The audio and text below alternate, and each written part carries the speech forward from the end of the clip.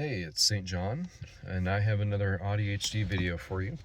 This is going to be completely unscripted, so I apologize. It's going to be chaos. I know it's going to be chaos. At least I'm not driving this time, so maybe I can be a little more focused on the video. I've had a couple different ideas for other videos I've wanted to make, but the reason I chose to make this one is because it came up in a conversation on Threads this morning. One YouTube channel that I'm probably going to mention a lot over the course of AuDHD is I Am Mind Blind. Amanda does a really great job helping the community, sharing their lived experiences as a late diagnosed AuDHDer like me. So I'm going to mention them a lot. I promise it's not a paid promotion. It's actually a free voluntary promotion. So anything that does to help you, Amanda, my pleasure. But the subject came up of ADHD medication for AuDHDers. She's very early in her experience as an AuDHDer taking ADHD medication, and I'm very early on in my experience. God, maybe just a month or so ahead of her.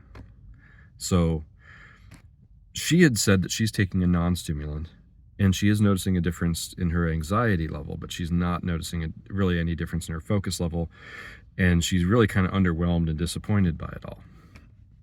So I started with a non-stimulant as well, and had the exact same experience. I noticed an improvement to my anxiety, but nothing at all to my focus.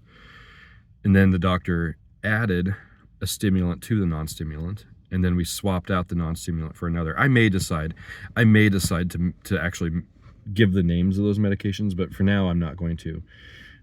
I can always change my mind later. The philosophy is I can change my mind later and do that, whereas if I do it, I can't change my mind later and undo it.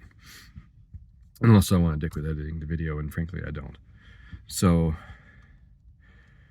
but there's actually kind of a neat philosophy. There's kind of a neat philosophy in having the stimulant and the non-stimulant, because they both have things they bring to the party, and they also both have liabilities.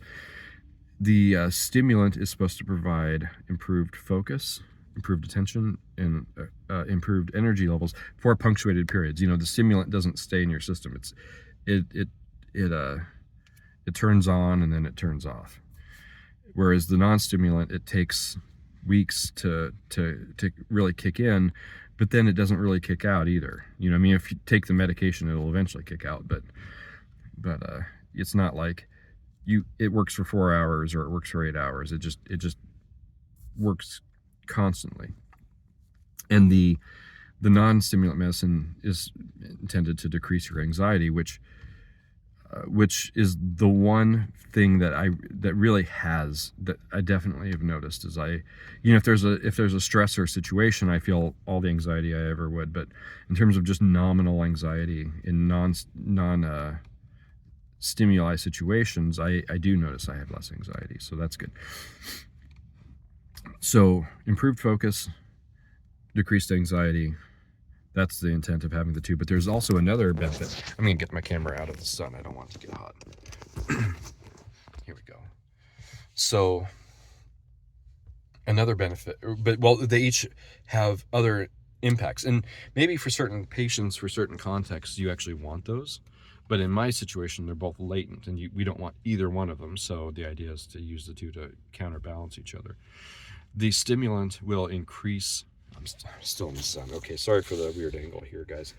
The stimulant enhances your emotions. If you're happy, you're happier. If you're angry, you're angrier. If you're sad, you're sadder, and so on. It also decreases your inhibitions, which can be good in certain circumstances, but can be terrible in other circumstances. You can imagine getting angry at someone on the road, and the medication increases your anger and decreases your inhibition, and then you end up doing something you really regret. So you can see why that could be really bad. The non-stimulant does the exact opposite. It dampens your emotions, so instead of the colors being bolder, the colors are duller. You're not as happy, you're not as sad, you're not as angry.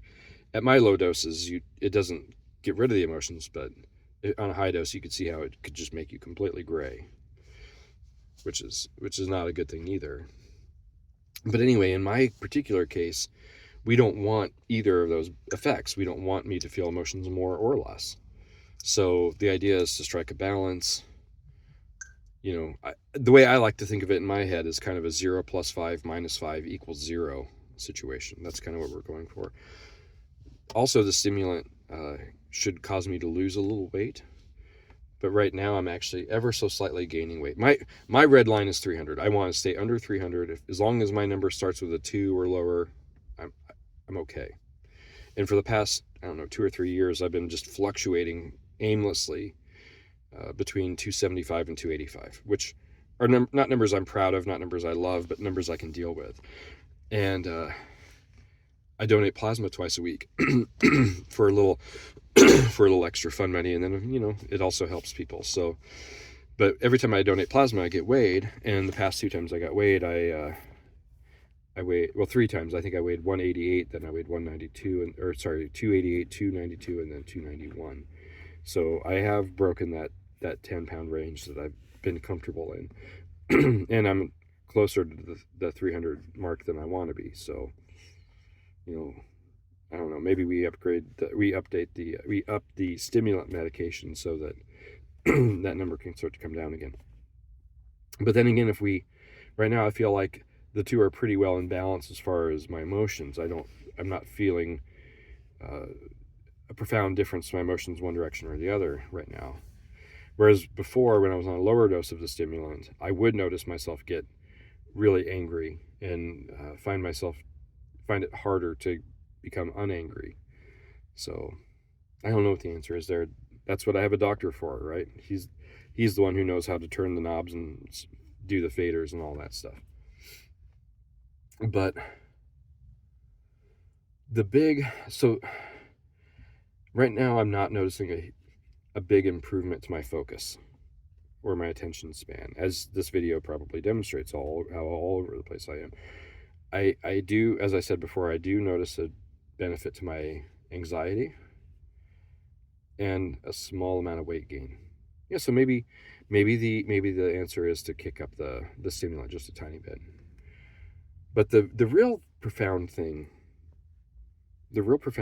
is as it relates to my AuDHD.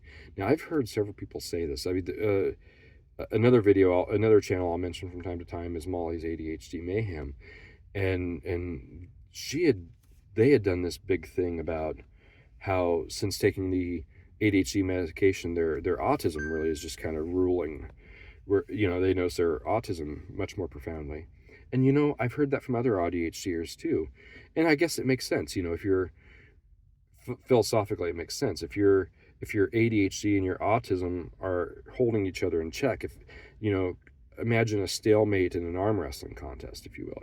I mean, if they're keeping each other restrained, and then you chain the ADHD to the floor with medication, is it just to be expected that your autism will run amok since it's no longer restrained by your ADHD?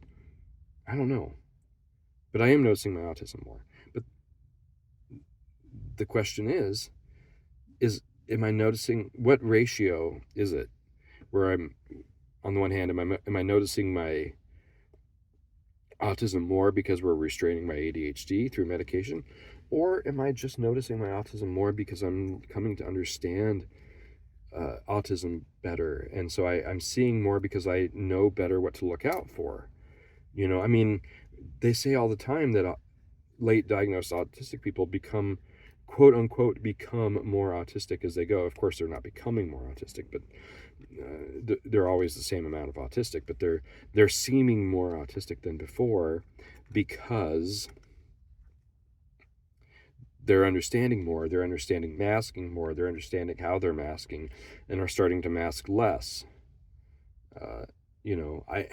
So how much of this is medically induced increased autism symptoms and awareness through restrained ADHD, and how much of this is just the natural learning process for a late diagnosed ADHDer like me?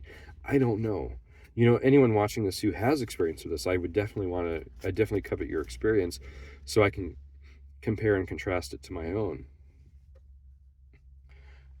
Also, I was talking with a friend. They have an AuDHD child, and they, without even meaning to, they put a completely new paradigm on my radar, and that's, hey, why don't we poll the audience, right? Like, their AuDHD is a teenager who recently stopped taking ADHD medicine because quote, I don't notice a difference. The teenager doesn't notice a difference and a benefit to the ADHD medicine, and so they don't want to take it anymore, so they stop taking it. The problem is everyone else noticed a difference. You know, uh, my friend noticed a difference. The doctor noticed a difference. Other people noticed a difference between whether this kid was taking their medication or not. So even if the kid didn't see it, the outside world saw it.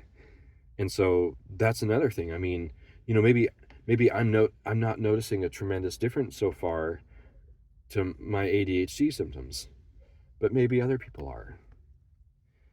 So that's another question for any observers. Am I seeming, quote unquote, less ADHD to you? You know, I don't know. I don't know. Those are things to think about. And you know, also the whole thing about I had been afraid of taking medication for so long because I was afraid of it changing. It's like, you know, I was afraid of the glitter on the motherboard effect. You know, like, is this going to change me forever? Am I going to get a little bit better through an ever increasing, ever Brinksman scaffolding of medications? And then if and when I ever eventually inevitably get off the medications, am I going to end up worse than I had started? I'm still worried about that. I'm still worried about the glitter on the motherboard. I'm still worried about what kind of mess I'm going to be if I stop taking medication. But we're in it now. You know, we're in it now. And, you know, Doc said, hey, at least give me 2 or 3 months with this. See if I can make a difference in your life. And I'm going to do that. So, you know, maybe in another couple months, I'll have an updated video, updates on my medication life.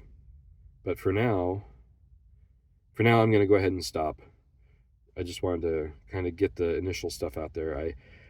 I am noticing an improvement to my anxiety. I have noticed changes to my mood, although those seem to be more in check now. And I unfortunately have noticed a small difference to my weight. I have noticed a very slight improvement to my energy levels while I'm on the stimulant, but I haven't noticed much difference to my focus and attention. However, I will be interested in querying people now to see if they're noticing more of a difference in my focus and attention. You know, that might be a good question for the coworkers at the office.